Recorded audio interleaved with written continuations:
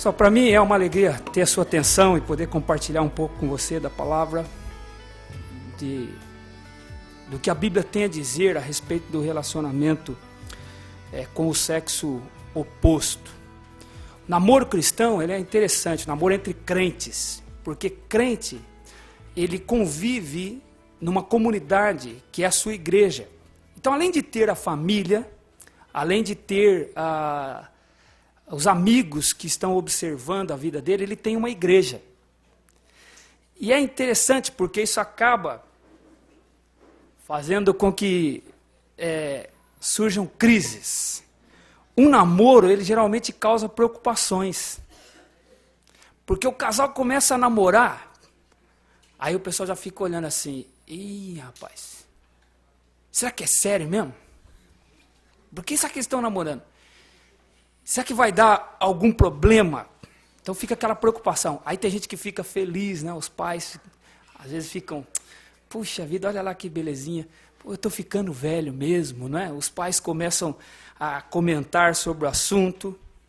Então, ele, ao mesmo tempo que ele causa alegria em alguns, ele causa preocupação no outro. Porque a igreja, pessoal, a igreja é um negócio interessante. Igreja ela é composta por santos, pecadores, mas redimidos, lavados no sangue de Jesus, mas que adora dar uma observada na vida do outro, não é verdade? Então assim fica lá olhando namoro. Aí o camarada está namorando, sai da casa da namorada um pouco mais tarde, no domingo está todo mundo sabendo, rapaz, é impressionante a rede de informação que tem numa igreja. Você viu fulano, saiu da casa 11 horas da noite, o que faz? Começou a namorar semana passada, já viu onde isso vai dar? Olha você ver. Como é que a coisa vai, né? E começa, então, as crises, né? Quando um casal começa a namorar. Mas não somente isso. Um namoro pode levar à queda espiritual. Não raras vezes acontece de jovens começarem a namorar e ele começa a ficar de farol baixo, espiritualmente. Ele está namorando e começa a dividir o tempo com a namorada, aí se ele tinha alguma atividade na igreja, ele já começa a faltar. Isso aqui não é raro. Eu não sei em porcentagem, mas eu acredito que uns 80% acontece algum tipo de queda espiritual. Eu não quero acreditar que os 20% acontece tudo aqui hoje. Então, acontece alguma interferência nas atividades dele com a igreja. Então, se ele tocava no louvor, ele começa a querer sair logo do ensaio, porque ele quer sair com a namorada.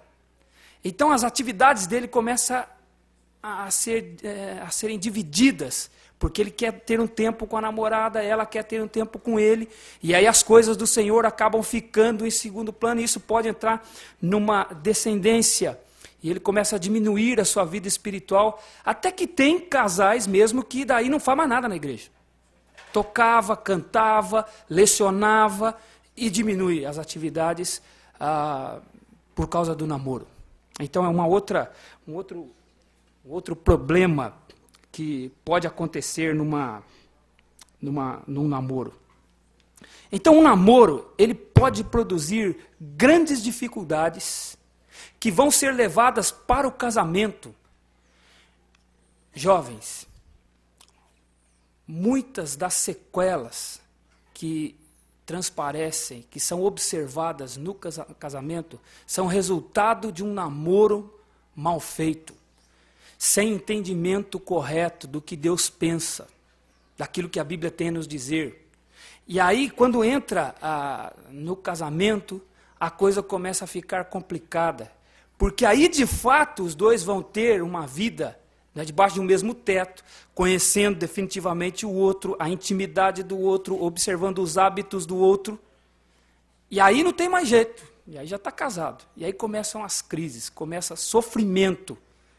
Não é? Então, por quê? Porque na época do namoro, na época em que algumas coisas deveriam ser observadas, não foram observadas. Eu conheci uma mulher uma vez e ela veio conversar comigo depois de um culto onde eu estava pregando, e aí ela disse assim, pastor, eu queria conversar um pouco com o senhor. Eu falei, pois não, minha irmã. Então, eu tenho o meu marido, e ele não é crente. E eu estou assim, pastor, eu vi o senhor falando aí, tocando no assunto sobre obra missionária, eu acho que Deus me chamou para a obra missionária. Aí eu falei, por quê? Ela disse assim, então, porque, sabe, eu tenho a vontade de ir para o mundo, evangelizar. Eu falei, mas só não disse que o seu marido não é crente? Eu falei assim, então, eu vou largar ele aí. E vou, o nosso apartamento está no meu nome mesmo, eu vendo, esse dinheiro eu uso para eu ir para missões. Eu falei, mas vou fazer uma pergunta para a senhora, quando a senhora conheceu ele já era assim? Ela havia me contado que ele era alcoólatra. Ele já era alcoólatra? Ela falou, já. Aí eu falei assim, tá vendo? Ela só tinha que ter visto naquela época. Era lá que era para a senhora observar como ele era. Aí eu falei, outra coisa, a senhora já era crente? Eu já. Eu falei, minha irmã, então eu sinto em dizer, não tem esperança não de ir para missões, viu? A senhora tem que ficar com ele agora e dar testemunho para ele e ganhá-lo.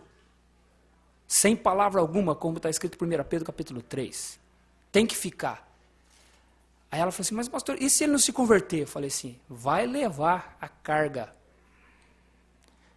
Aí eu disse assim, irmã, e se Deus não salvar ele pelos próximos 20 anos, eu digo à irmã, a irmã terá um marido assim por mais 20 anos. Vira essa boca para lá, pastor.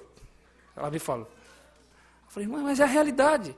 A época de observar para se tomar uma decisão dessa, a irmã não observou. Agora está aí o problema. Óbvio, eu estou contando um caso aqui um tanto extremo, né, de uma pessoa crente que se uniu a um incrédulo, que é um pecado, né? A Bíblia diz que é pecado.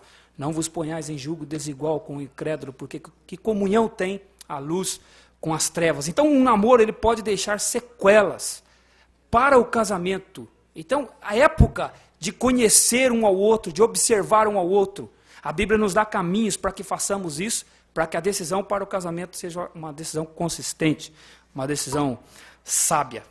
Okay?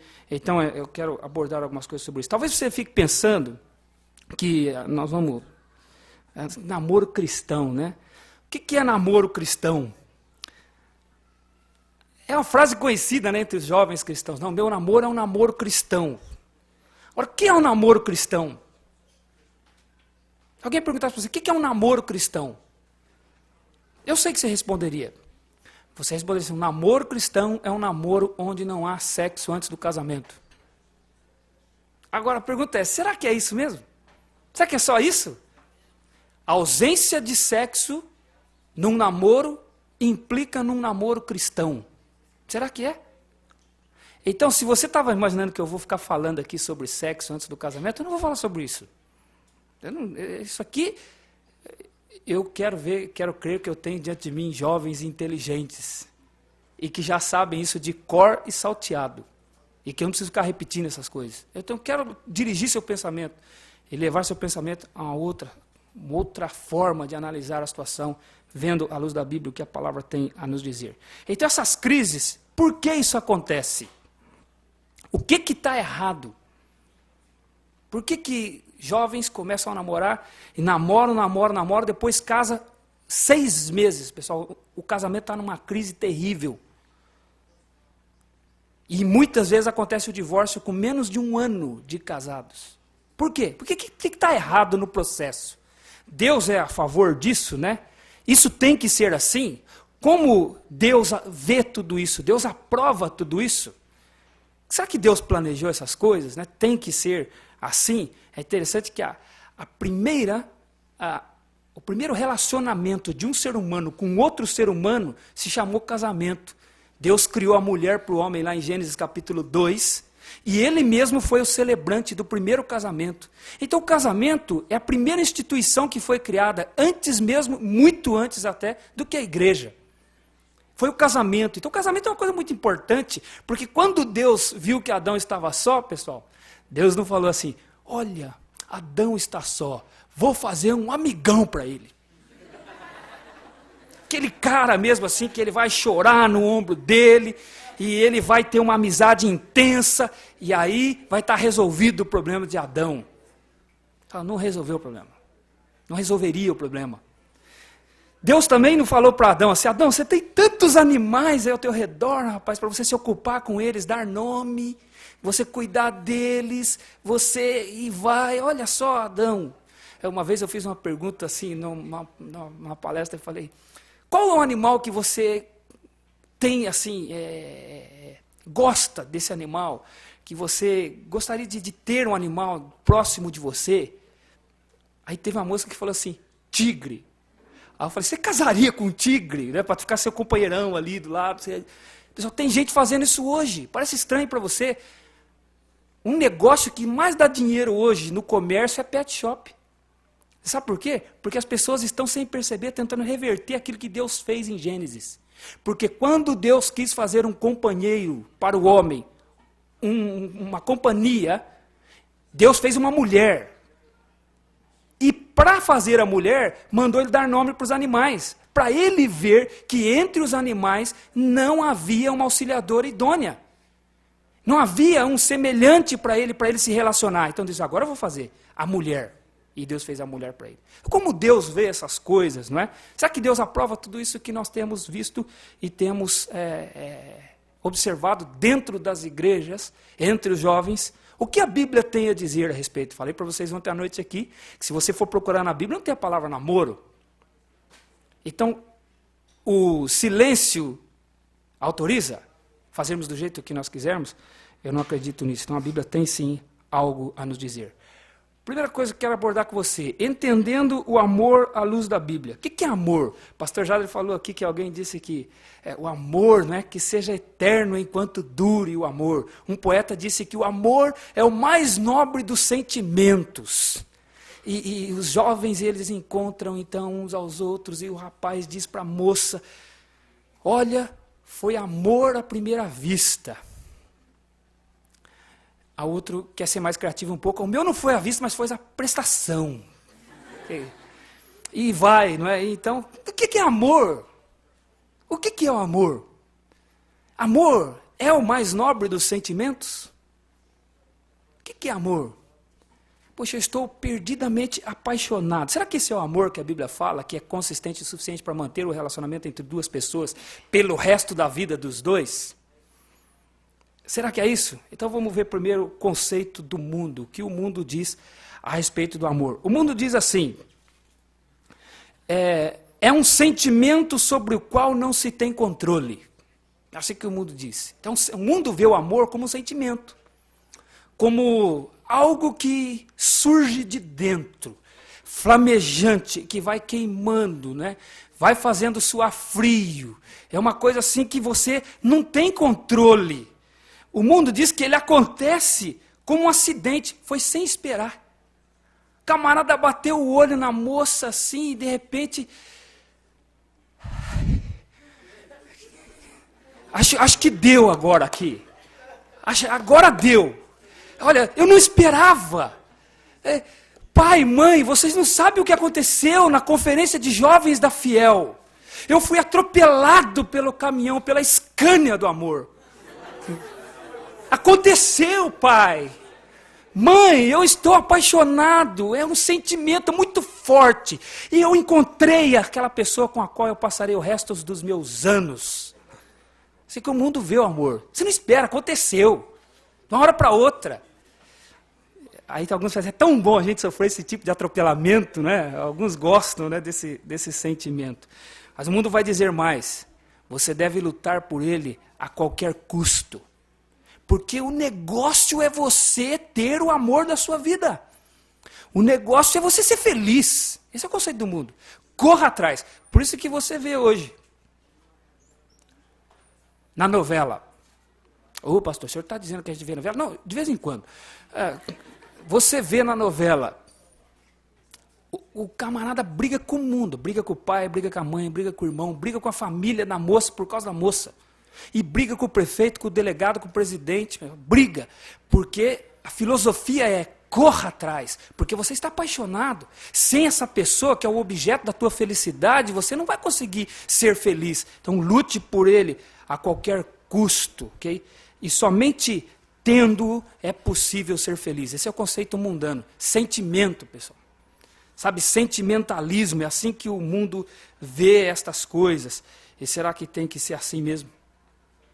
Será que é assim? Aquilo que surge nos meus sentimentos, eu devo correr atrás a qualquer custo, não há princípios, não há conceitos bíblicos sobre isso. É assim que o mundo vê o amor, um sentimento. Agora deixa eu dizer para você,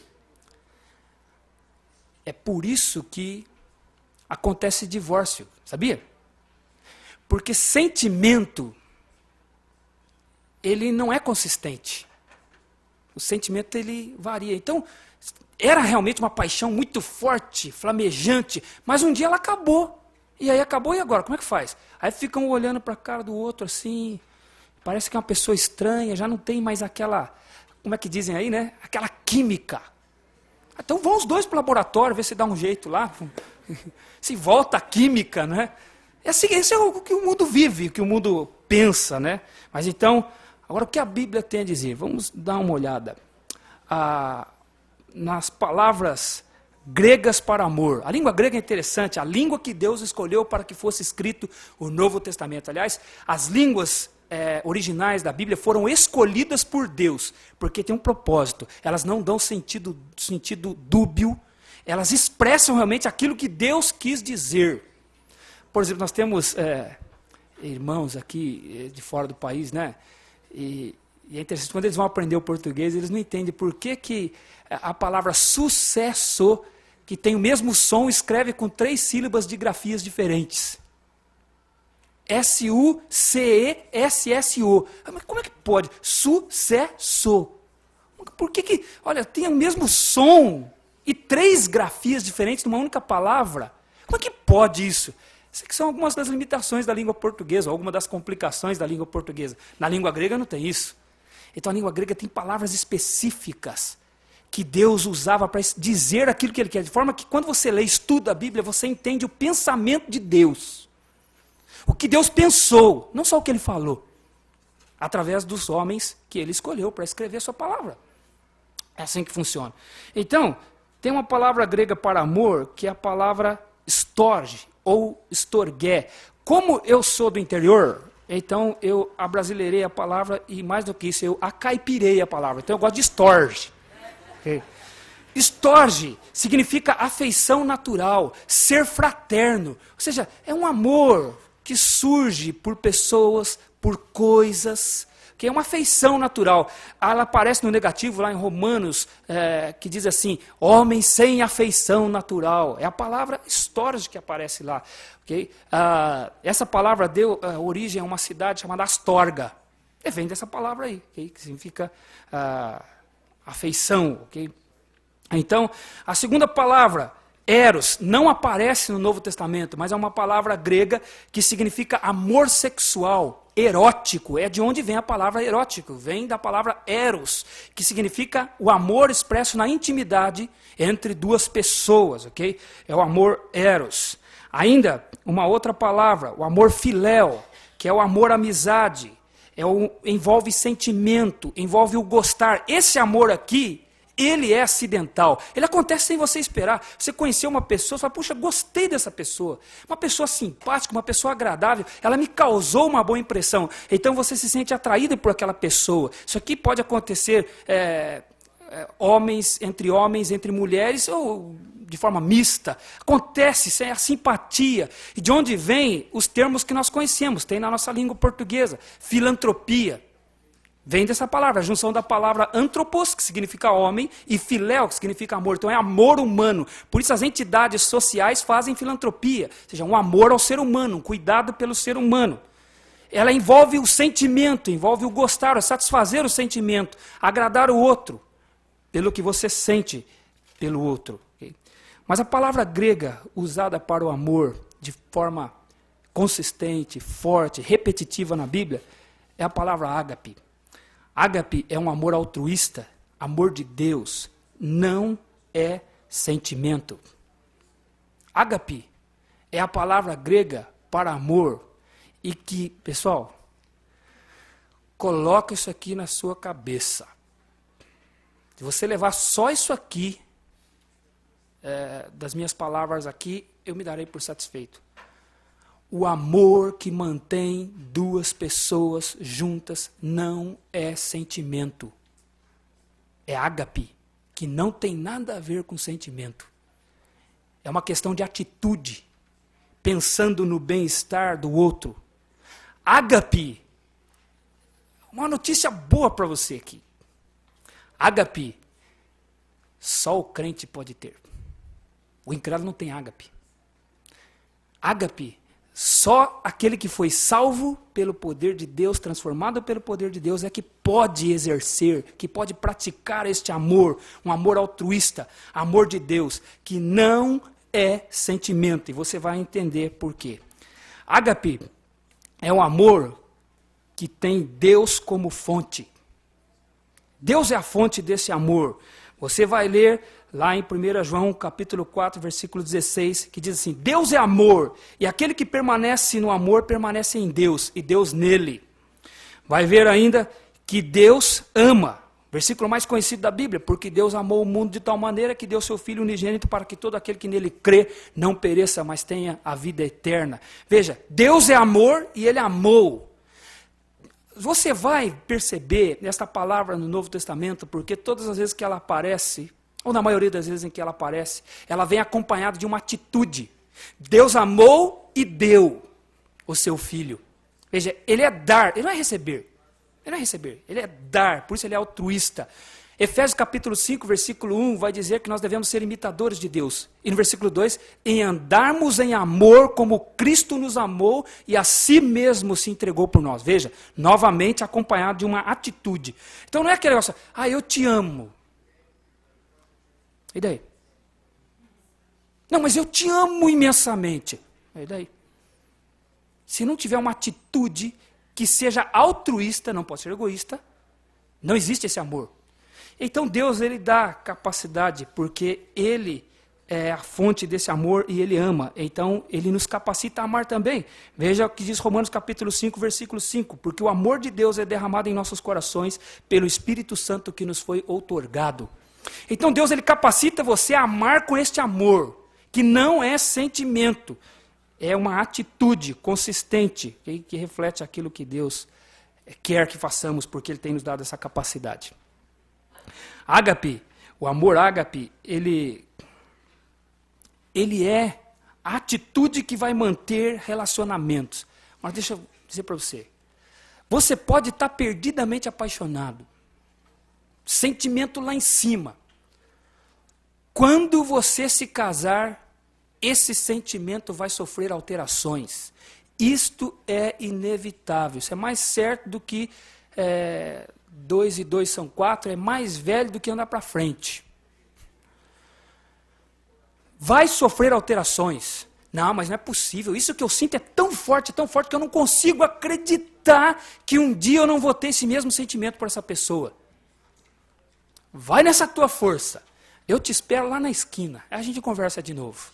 Quando eu namorava, pessoal, minha esposa, o pessoal mais velho da igreja olhava assim, que belezinha, parecem 2 pombinhos, né? Que pena que isso aí não vai durar 6 meses. Aí eu olhava torto assim, está duvidando dos meus sentimentos por ela? Pessoal, 6 meses. 6 meses. O negócio estava feio. O negócio estava feio. Mas aí eu me lembrava das palavras do pastor que nos aconselhou antes do casamento. E ele tinha dito que isso ia acontecer. E falei, vocês deverão agir assim. Hoje fazem 12 anos que eu estou casado com a minha esposa. Temos 2 filhos, Natan e Natália, e temos convivido e um desafio, que eu compartilho sempre. Desses 12 anos, cada ano tem sido melhor do que o outro. Porque outra coisa acontece, vão se passando os anos, o casamento vai sendo empurrado, pessoal, do jeito que dá. Não tem mais prazer, não tem mais intensidade no casamento, por uma falta de entendimento do que é amor.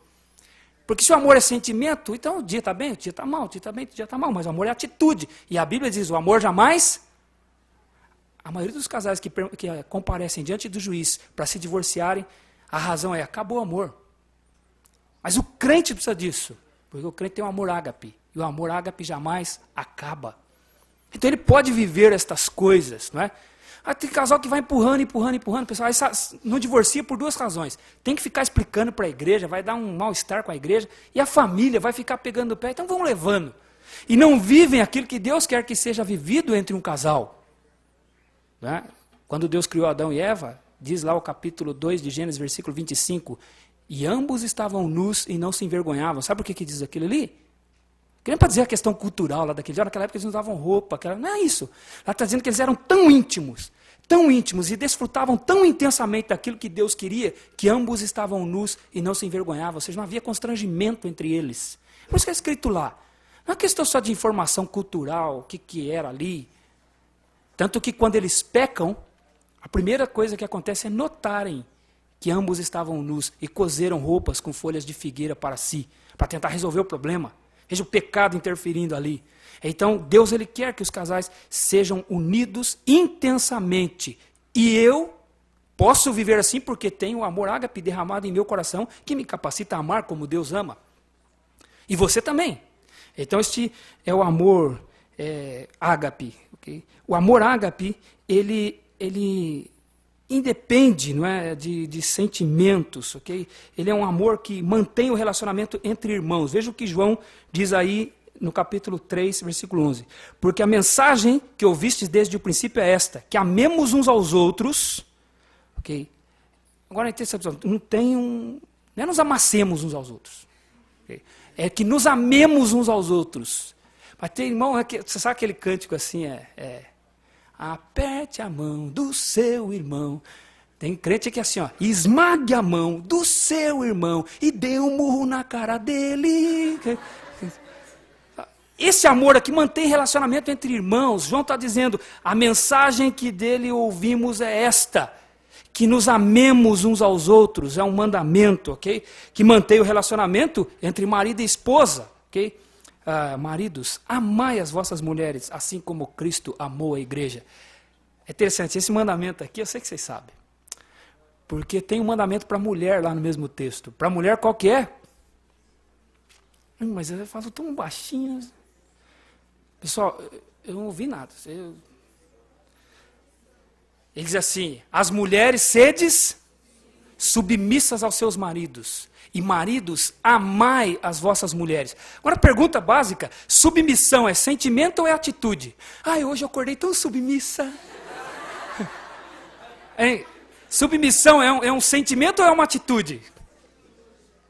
Então, Deus não é incoerente, nem o apóstolo Paulo. Ele não poderia pedir para as mulheres terem uma atitude para com os maridos, e os maridos terem um sentimento para com as mulheres. Então, se ele disse, a função sua como esposa é ser submissa ao seu marido, e a sua função como marido é amar a sua esposa, ambos terem atitudes de um para com o outro. Então, o amor não é sentimento, o que mantém um relacionamento entre um casal, e um casal começar um casamento e dizer, nós vamos até o fim, porque Deus tem nos dado capacidade para isso, é o amor ágape. E esse amor, definitivamente, ele é uma atitude consciente, racional. Então, o amor ágape, ele independe do que você está sentindo. Por exemplo, Jesus disse, amarás os teus inimigos. O que eu sinto pelo meu inimigo? Sentimento. Pessoal, raiva, ódio, eu quero pegar pelo pescoço. Isso é o que eu sinto por ele. Porque ele é meu inimigo, ele me causa males, ele me irrita. E eu não quero estar junto dele. Aí Jesus diz assim, ame-o. Mas, Senhor, como é que eu posso amar essa pessoa tendo esse sentimento negativo por ela? Como é que eu posso? Parece ser incoerente, né? Diga isso para o mundo. Diga isso para o mundo. Rapaz, mas esse meu vizinho me perturba tanto. Rapaz, ama ele.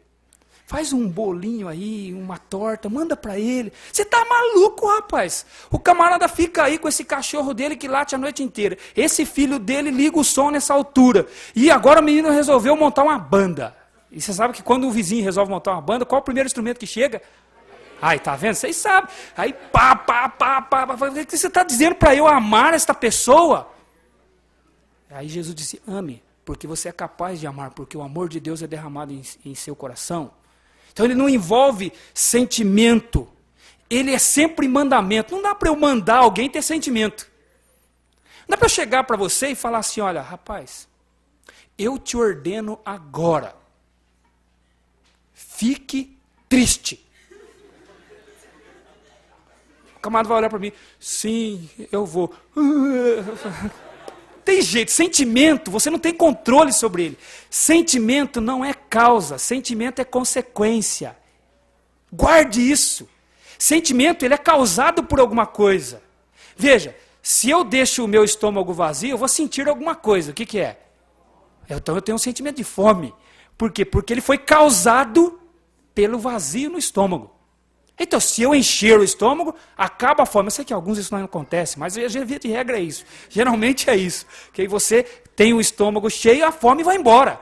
Então, o sentimento, aquilo que a gente sente no nosso corpo físico, ele é causado por alguma coisa.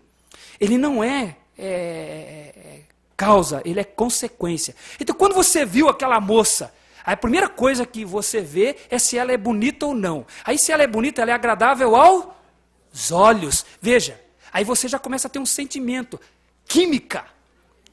Mas foi causado pelo quê?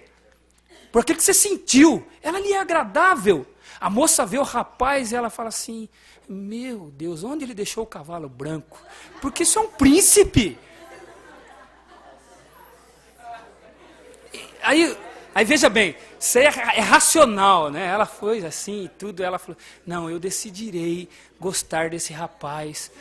Não tem, isso é acidental, isso é sentimento. O amor bíblico, ele independe de sentimento, porque ele é sempre mandamento, Deus manda, é imperativo, ame, porque eu tenho dado capacidade para você amar. Okay?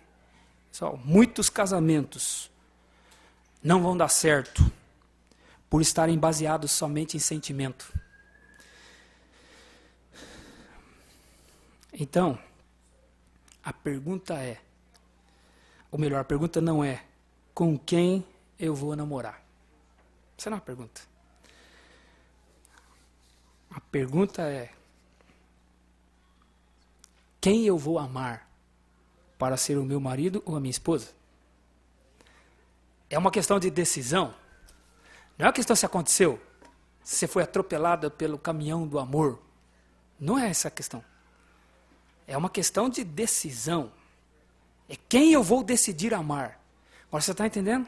Que aí a coisa não vira acidental?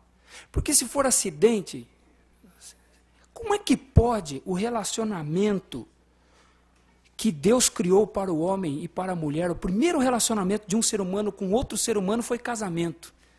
Então, por isso só, nós já sabemos que é uma coisa muito importante. Como é que uma coisa muito importante, aliás, uma das decisões, a decisão mais importante que um rapaz e uma moça tomam em sua vida, depois de seguir a Cristo, é o casamento, pessoal. Você vai ver isso aqui na Bíblia. É o casamento. É com quem eu vou me casar. Como é que pode uma decisão tão importante estar baseada num acidente? Aconteceu, eu estou apaixonado, eu estou apaixonada, surgiu. Como é que pode? Uma decisão tão importante, você não ter controle racional sobre ela. Depender de sentimento, é o que eu estou sentindo.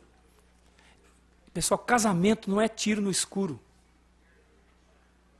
Aliás, uma das definições, né, do pecado que a gente aprende lá na escola bíblica dominical, qual é? O pecado é errar o alvo. Lembra? Então, o pecado é errar o alvo. Sabe o que o jovem cristão faz? Ele atira para todo lado. Ele atira. Aí, de repente, onde ele quer, ele vai e circula o alvo. Aí todo mundo fala, camarada é bom, rapaz, ele acertou em cheio. Mas no fundo, ele sabe que o alvo chegou ali depois. O tiro foi primeiro. Não é verdade? No fundo, ele... Camarada acertou em cheio. É assim que faz. Como é que pode um relacionamento ser assim? Tão importante, ser um tiro no escuro assim. Sabe? Não, vamos ver se vai dar certo. Vamos aí. Ore por nós. Sabe? Irmãos, esteja orando por mim. Isso não funciona, eu não consigo entender isso. Eu consigo entender em alguém que tem uma decisão consistente porque ele conhece a palavra. Então ele resolve amar alguém. Aí ele escolhe quem ele vai amar. E aí ele vai ter condições de saber.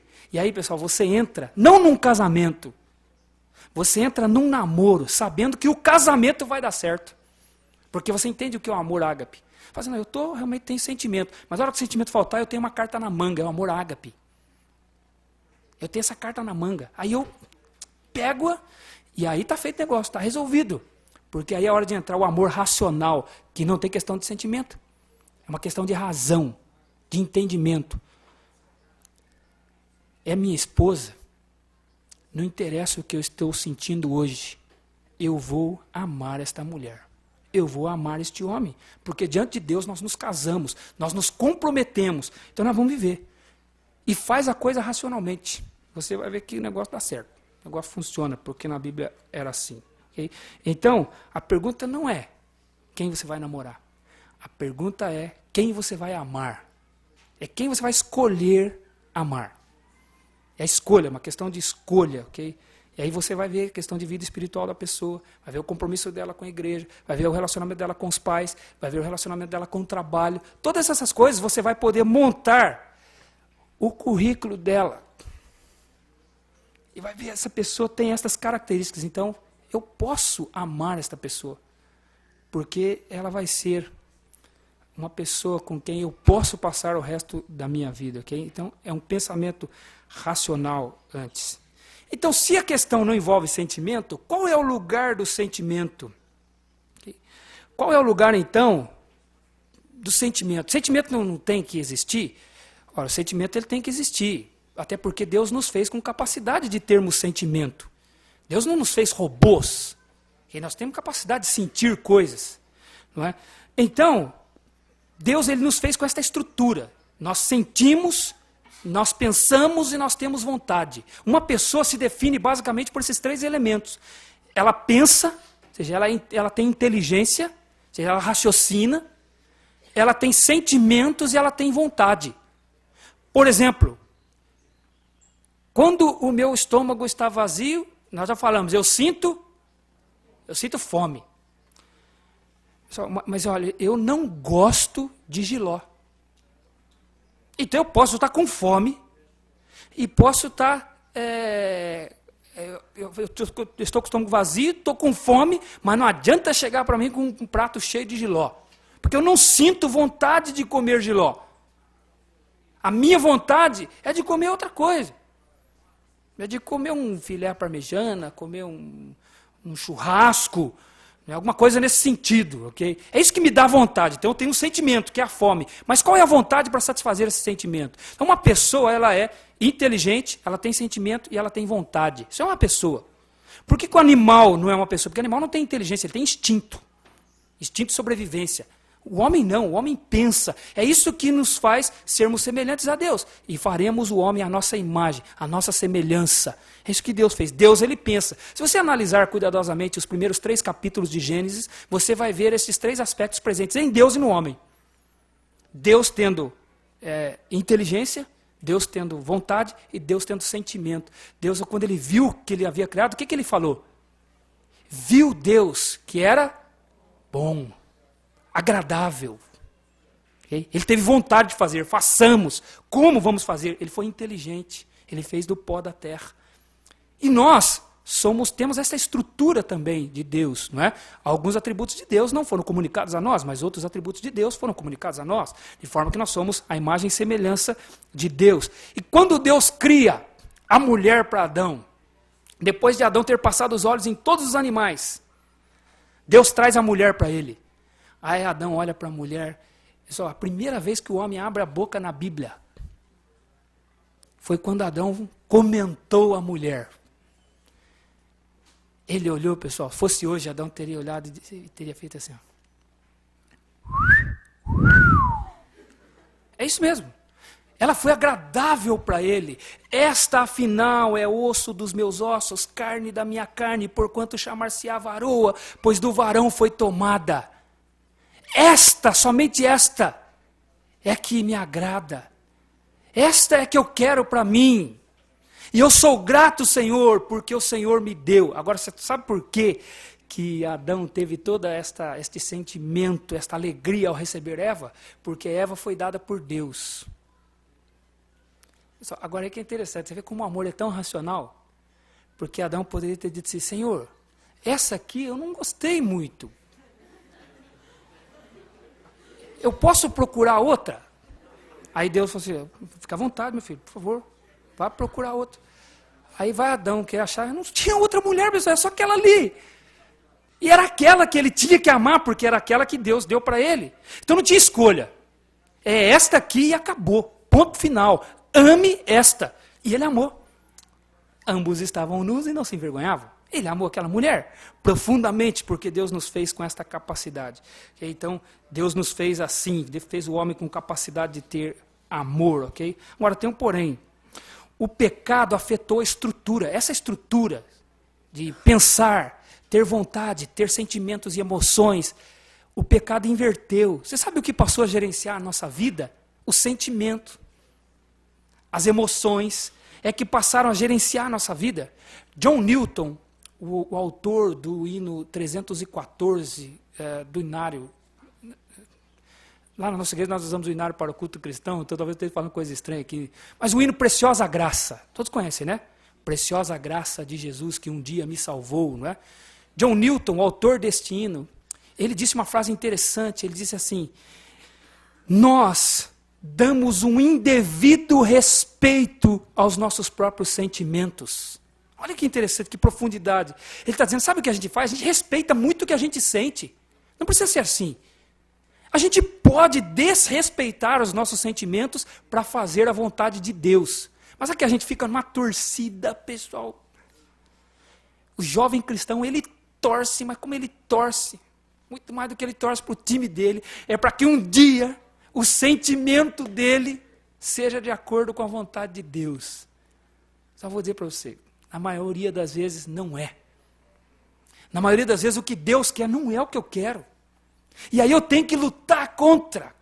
Eu tenho que, e agora? Agora, na teoria vai bem. Sabe que eu estava com a minha filha, eu falei assim, filha, Deus não falou que a gente tem que dar as coisas para aqueles que nos pedem? Jesus não falou isso? Se alguém tem fome, dá comida. Se alguém quer a tua capa, deixa-lhe também a túnica. Se alguém quer demandar contigo 1 milha, vai com ele 2. Falei, filha, Jesus não ensinou assim que a gente tem que dar as coisas para a pessoa? Ela falou, não ensinou. Ele não ensinou que se a gente fizer isso, ele fica feliz? Ela falou, fica. Falei, filha, e se você fizer isso, o papai não fica feliz? Fica. Falei, então por que você não dá isso aí para o seu irmão? Não. É assim, na teoria a gente vai bem. Mas na prática, não, eu quero satisfazer meus sentimentos. Eu estou apaixonado, eu quero, Senhor, então Senhor, aí a gente quer um Deus que se adeque às nossas vontades e não nós nos adequarmos à vontade de Deus. Agora, o que glorifica a Deus? É quando o homem rejeita o mal, é quando o homem rejeita os seus próprios sentimentos. Lembra o que Jesus disse? Quem quiser vir após mim, negue-se a si mesmo. Tome a sua cruz e siga-me. Nós não estamos naquela cultura lá. Você não entende o que significou esta expressão, tome a sua cruz, para os discípulos de Jesus quando eles ouviram isso. Porque aquela cultura, aquele contexto era um contexto que os judeus estavam sob os romanos, sob a liderança, sob o governo romano, e cruz era sinônimo de morte. E Jesus diz, quem quiser vir após mim, negue-se a si mesmo, morra todo dia, ou seja, negando os seus próprios sentimentos, negando-se a si mesmo e fazendo a minha vontade. O problema é que o sentimento que eu tenho pelo sexo oposto é muito forte, é difícil negá-lo. Aí a gente quer ajeitar as coisas, então a gente diz assim, se não fosse da vontade de Deus, Ele não teria colocado esse sentimento tão profundo no meu coração. Aí o problema é de Deus, né? É como é igualzinho a Adão, Senhor, foi a mulher que tu me deste. O senhor não tinha uma melhor, não? Era isso que ele estava dizendo. Está vendo? Eu estava bem. Quem resolveu fazer foi o Senhor. Aí agora eu estou aqui. Aí Deus vai para a mulher. Foi a serpente. O senhor não tinha uma cobrinha mais jeitosa, não? Não tinha outra, não? Foge da responsabilidade, quer transferir o problema. Mas Deus diz assim, eu não disse que eu queria obediência. Eu sei que você tem sentimento, mas o que me glorifica é quando você nega seus sentimentos e me obedece. Essa é a chave da questão. Não é se eu estou sentindo, não é? Por isso John Newton diz que nós damos um indevido respeito aos nossos próprios sentimentos. Okay? Então o pecado, ele interferiu, afetou a estrutura do homem. Okay? E ele busca sempre satisfazer seus próprios sentimentos. Gênesis capítulo 6, versículo 5, Deus disse que ele olhou do céu e viu que a maldade do homem se havia multiplicado sobre a face da terra e que era continuamente mal todas as intenções e desígnios do seu coração. Deus olhou, não viu nada que vem do coração do homem que seja bom. O meu coração, pessoal, é ruim. O apóstolo Paulo, quando ele começou a sua vida cristã, ele olhou para os apóstolos e falou assim, poxa, eu sou o pior deles, o menor dos apóstolos. Mais adiante ele escreve a carta aos Efésios, ele olhou para os crentes. Aí não era só para os apóstolos. Ele ampliou a sua visão, olhou para os crentes e falou assim, não, eu sou o mais fraco dos crentes. Eu não sou nada. E mais adiante, no final de sua vida, quando ele escreve 1 Timóteo, ele não olha só para os crentes. Ele olha agora para o mundo todo e ele diz assim, eu sou o maior dos pecadores. Não tem ninguém mais pecador do que eu. Porque crente é joia, né? Crente, ele está ainda assim, ele olha o outro crente e fala assim, pô, se esse aí vai para o céu, meu irmão, eu estou garantido já. Se esse irmão vai para o céu, eu estou dentro. Porque ele se nivela por cima. E a Bíblia não diz isso. A Bíblia diz, nivele-se por baixo. Reconheça que o teu coração é egoísta e que ele está sempre pensando em si mesmo e que ele é terrível. Por isso o apóstolo Paulo disse, miserável homem que sou, quem me livrará do corpo desta morte? Mas é a graça de Deus que me conduz. Agora a gente fala, não, isso aqui é sentimento, foi Deus que colocou, então eu tenho que correr atrás dele. Cuidado. Deus não tem nada a ver com isso. Deus quer obediência. E que você passe por cima dos seus próprios sentimentos. Então foi isso que o pecado fez. Ele afetou a estrutura do homem. O homem que deveria ser regido pela razão passou a ser regido pelo sentimento. Okay? Esse que tem sido então o padrão do mundo. O objetivo do homem é satisfazer o seu próprio sentimento. Porém o sentimento ele é egoísta. Okay? O homem corre atrás dos seus próprios sentimentos. Veja, eu não sei se dá para você ver aquela ilustração, era assim antes da queda. Deus amando Adão e amando a Eva. Adão amando a Deus e amando a Eva. Eva amando a Deus e amando Adão. Por isso que ambos estavam nus e não se envergonhavam, era tudo perfeito, era uma harmonia total. Mas quando vem o pecado, o homem se torna egoísta. Ele não ama mais a Deus. E ele não ama mais ninguém. Ele só ama ele mesmo. Tanto o homem quanto a mulher. Por isso que a primeira chance que ele teve, ele falou, foi essa mulher. A primeira chance que ela teve, foi a serpente. Ninguém mais reconhece, ninguém mais serve. Nós somos servidos. E assim o ser humano. Vê o bebê quando ele nasce. O bebê quando ele nasce é impressionante, pessoal. Ele nasce, ele fala assim, bom, eu acabei de nascer, mas como a minha mãe está aqui, né, acabou de ter o parto, ela ainda está com dores ali e tudo, então eu vou deixar para mamar depois. Depois eu mamo. Ele pensa na mãe que é uma beleza. Aí ele fica quietinho do lado assim, né, esperando a mamãe se recuperar, né, se restabelecer, aí depois ela dá mamar para ele. Ele não quer saber. Ele acabou de nascer, ele quer mamar. Ele quer mamar. E assim vai. Ele vai crescendo, ele se torna porque ele quer na hora, ele não quer esperar, porque ele não sabe. Você fala, isso é só uma criança. Isso é só uma criança, pessoal, na qual já está ali o pecado habitando no coração dela. O Salmo 58, versículo 3 diz assim, nascem os ímpios e logo se desencaminham, desviam-se proferindo mentiras. Aliás, a palavra lá é concepção. São concebidos e já proferem mentiras. O neném já mente, pessoal. A mentira, o pecado já está no coração dele quando ele está no ventre da mãe. Esse é o ser humano que vive correndo atrás dos seus próprios sentimentos. Agora você vê quando o rapaz encontra a moça. Pelo que ele tem interesse?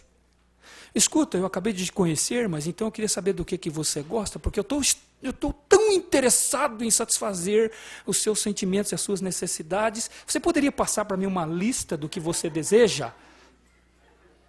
É assim. Eu falo, pô, essa pessoa vai ser joia para mim. Bonita. Rica. Ô, louca. Pessoa inteligente.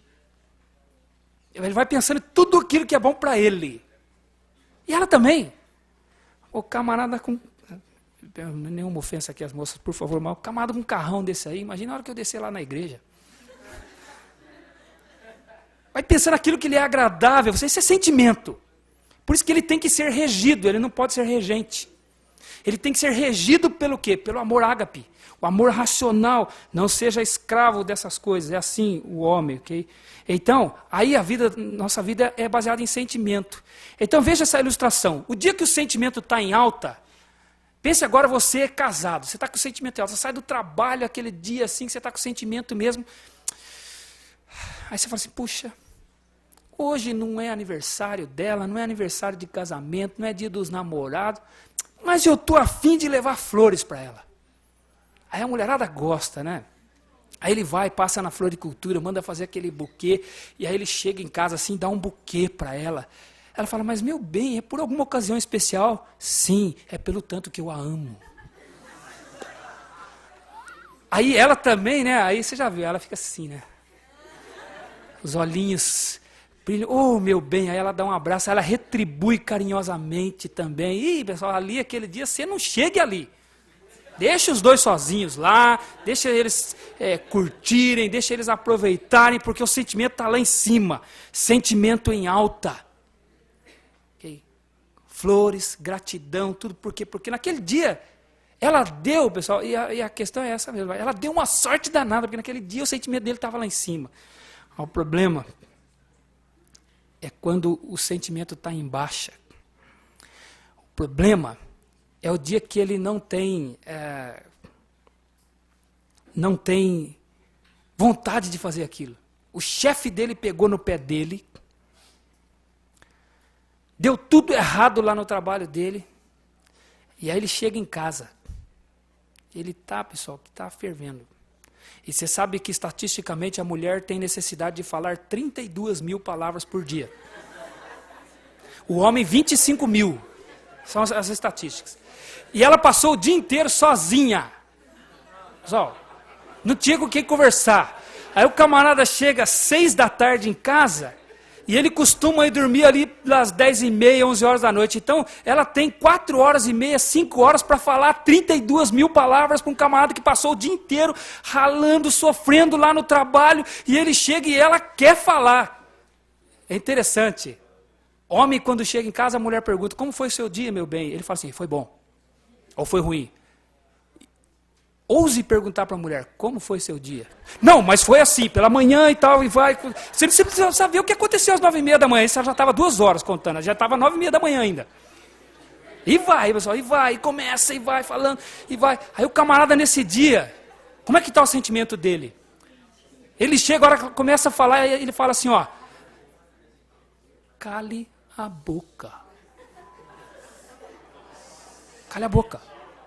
Ela fala, mas por quê? Agora tá vendo? Você é assim. Antes você me escutava. Cale a boca. Mas você, não sei o quê, não sei o quê. E vai, e vai, e vai. É como o pastor Jader falou ontem aqui, né? No começo ele escuta, depois os vizinhos escutam, né? E aí começa, porque naquele dia o sentimento dele não estava bom. Então ele quis descontar nela. Porque a vida destes dois é baseada em sentimento. Agora, se tem um amor ágape, ele fala assim, não, tive um dia difícil, meu chefe acabou comigo, deu tudo errado lá na empresa. Mas a hora que eu sair daqui, eu vou passar numa floricultura e vou levar um buquê de flores para minha esposa. Eu não estou sentindo vontade de fazer isso, mas eu vou. Pelo menos lá em casa eu vou ter um ambiente bom com ela. E aí ele chega, pessoal, passa na floricultura, faz um buquê de flor aí para minha esposa.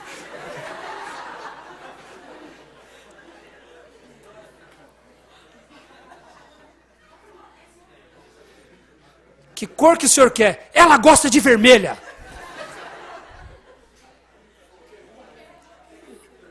Por dentro ele não está sentindo, mas ele sabe, ela é a minha esposa, eu devo amá-la. Isso não depende de sentimento, depende do que eu acredito, da razão. E é isso que eu vou fazer. Eu amo esta mulher, então eu vou fazer isso por ela.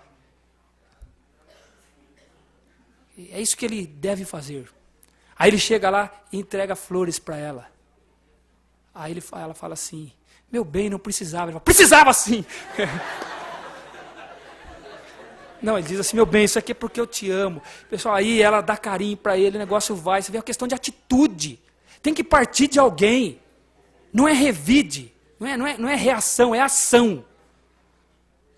Então ele age com base naquilo que ele acredita, não no que ele está sentindo. Porque ele agiu racionalmente e vice-versa. Cria-se ambiente de manter relacionamentos, porque não é baseado em sentimentos, mas é baseado em atitude, ok? Então esse é o padrão de Deus para as nossas vidas, né? Sentimento, pessoal, ele é variável. Por isso Deus quer que nós submetamos o que sentimos àquilo que nós acreditamos. Romanos capítulo 12, versículos 1 e 2 vão dizer: rogo-vos, pois, que apresenteis os vossos corpos por sacrifício vivo, santo e agradável a Deus, que é o vosso culto racional. E não vos conformeis com este século, mas transformai-vos pela renovação da vossa mente.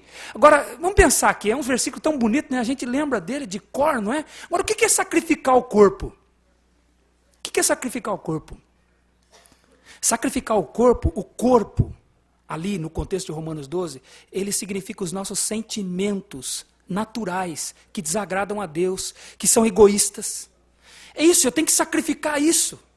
Veja bem, pode acontecer de um rapaz crente ficar apaixonado ou gostar de uma moça incrédula? Pode acontecer? Ó, pastor, graças a Deus nunca aconteceu comigo, né? Porque eu sou uma pessoa santa. Claro que pode acontecer. O camarada está gostando de uma moça que é incrédula. Mas o simples fato dela ser incrédula já é o suficiente para sacrificar isso. Não caminhe nessa direção. Culto é racional. A tua razão diz o quê? A minha razão diz que é para eu não me pôr em julgo desigual, porque que comunhão há entre a luz e as trevas. É isso que a minha razão diz. É isso que... Mas o meu sentimento diz, rapaz, olha que moça, rapaz.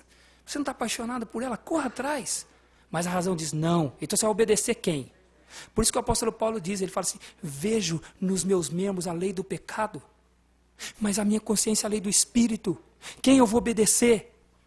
Por isso ele vai dizer aqui, andai em espírito e jamais satisfareis as concupiscências da carne, porque a carne milita contra o espírito contra a carne, porque são opostos entre si. O problema é que nós andamos na carne. E carne, eu quero dizer aqui, não pense em relações sexuais ilícitas, não, é satisfazendo os sentimentos. Você acorda de manhã, domingão, aquele frio, fala, puxa vida, ir para EBD, não sentindo vontade não. A cama está quentinha, você levanta o cobertor assim, não, aquele gelo, não vou ficar aqui. Ai, senhor, o senhor não podia ter dado um dia mais quentinho hoje? A culpa é de Deus, né? Aí você fica. Aí depois você chega à noite, você está querendo se desculpar. Aí você vai se desculpar com o pastor, né? Pastor, você viu que frio que estava hoje de manhã, né? Aí seu pastor diz assim, pois eu estava aqui, meu irmão. Estava aqui, minha irmã. Você não sentiu, você não foi. Agora, o que Deus pensa disso? O que é mais importante para você, rapaz? Tua cama quente ou eu? Quem você vai seguir? O que é? Culto racional, ok? É assim que deve ser a nossa vida, ok? Andarmos pelo culto racional. Então, ao encontrar-se com Cristo, o servo de Deus, ele é capacitado a viver racionalmente e não sentimentalmente. Então você pode conviver com os outros, você pode amar os outros, porque você não depende daquilo que você sente. Porque Deus está fazendo você voltar ao que ele havia colocado em Adão antes da queda.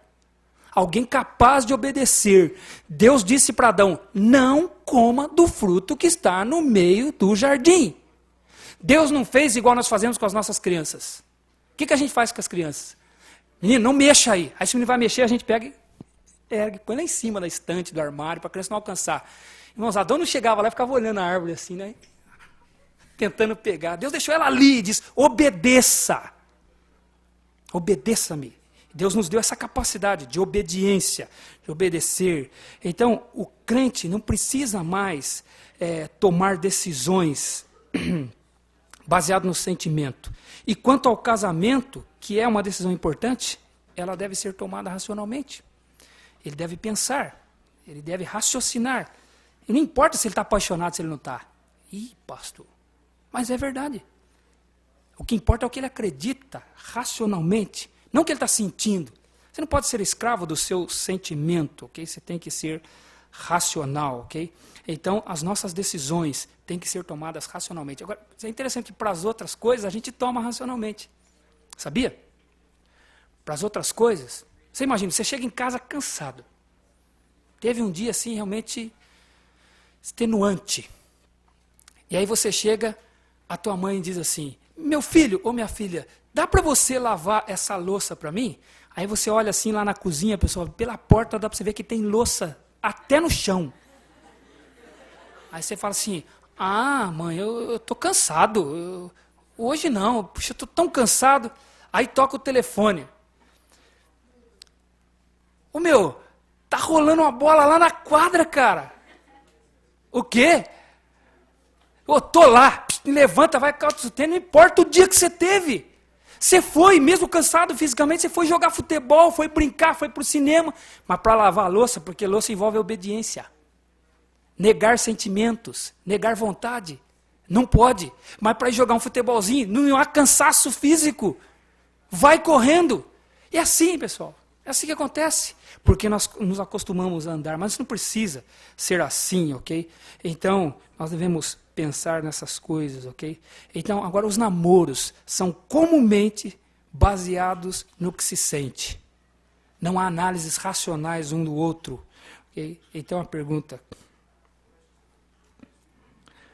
para você. Aí assim, né? Quanto tempo vai durar esse namoro? Aí parece promoção do calçadão. Enquanto durar o estoque. O estoque de sentimento. Quer acabar o sentimento, o namoro acaba. Mas o amor é racional ou é sentimental? Quanto tempo vai durar esse namoro, né? Aí outros perguntam assim, será que vai dar em casamento? Aí diz assim, só Deus sabe.